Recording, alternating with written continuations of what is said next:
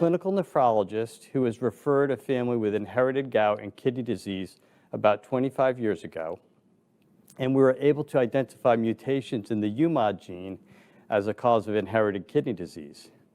I've had really great collaborators over time. I've worked with Dr. Stan Kamach at the First Faculty of Medicine at the Charles University in Prague, and who helped us define, or who found, the REN mutations that we'll be talking about today. And I also worked with Dr. Anna Grecker and Dr. Eric Lander at the Broad Institute of Harvard and MIT, who identified mutations in the MUC1 gene. I work as a clinical nephrologist and researcher. I help to identify established and new genetic causes of kidney disease, and I help patients understand their diagnosis and work towards a treatment.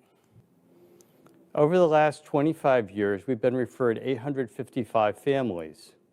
If you look on the bottom, you can see that there are 206 families with UMOD, 118 families with MUC1 mutations, 17 families with REN mutations, and then a number of families we've identified other genetic causes of kidney disease in.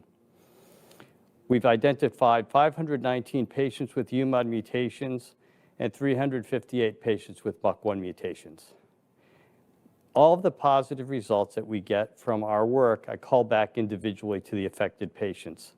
So I understand how they feel when they have the diagnoses, and I know the questions that they frequently ask. This is my team at Wake Forest, which we're really proud of. Our mission statement is to help one patient, one family at a time. And our team is led by Kendra Kidd, our research scientist, and Vicki Robbins, our lead nurse, as well as many other incredible team members. So your patient, their experience of the disease is going to really depend on what stage they enter the process of disease knowledge. And that's what I'm going to be talking to you about today. As you can see on the corners of the triangle, there are three things that are important in this relationship: the patient, the clinician or the clinician researcher, and the basic science researcher. And we all work together to get information about these diseases.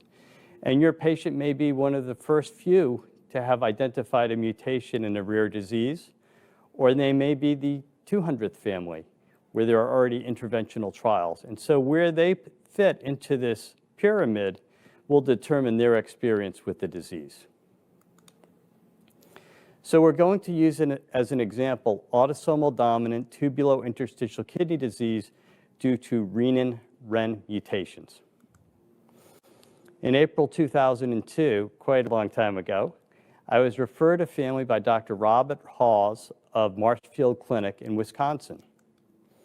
The patient was 6 years of age and had chronic kidney disease, hyperkalemia, anemia, and acidemia. We did not know the cause of the kidney disease for this patient. But in 2009, we read an abstract by Dr. Martina Zivna from the First Faculty of Medicine, Charles University in Prague, and Dr. Stan Kamach about a family they had identified with a mutation in the renin gene that could be causing ADTKD. I contacted Dr. Kamach, who had identified the first case, and he was able to show that our family had a similar mutation. And this was able to really establish causality of this mutation or this REN gene with mutations as a cause of inherited kidney disease. We know that biallelic renin mutations can result in really early kidney failure, but in this disorder, we have one allele that's affected.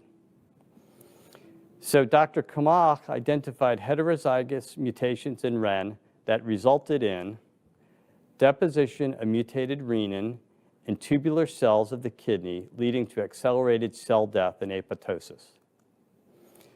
So the patient had that one allele that's abnormal, producing the mutated REN, but then they also had a normal wild-type allele producing normal renin, but in a decreased amount.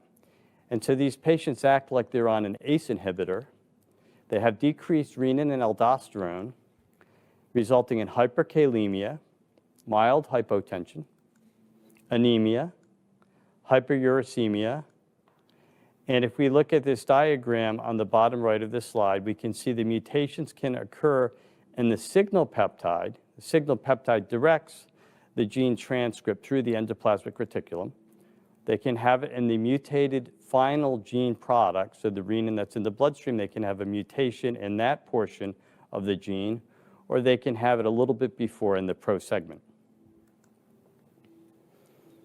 Renin is actually very important in erythropoietin production in children. So children with this disease tend to have anemia, hemoglobin levels about 9 or 10 grams per deciliter. Patients have mild hypotension, hyperkalemia, and they can develop AKI when placed on a nonsteroidal or volume depleted. They also have hyperuricemia and gout. And due to the abnormal renin, they develop chronic kidney disease. Now, the patients have when they have a stimulus for renin production, they will produce one wild-type renin, but also one mutated renin.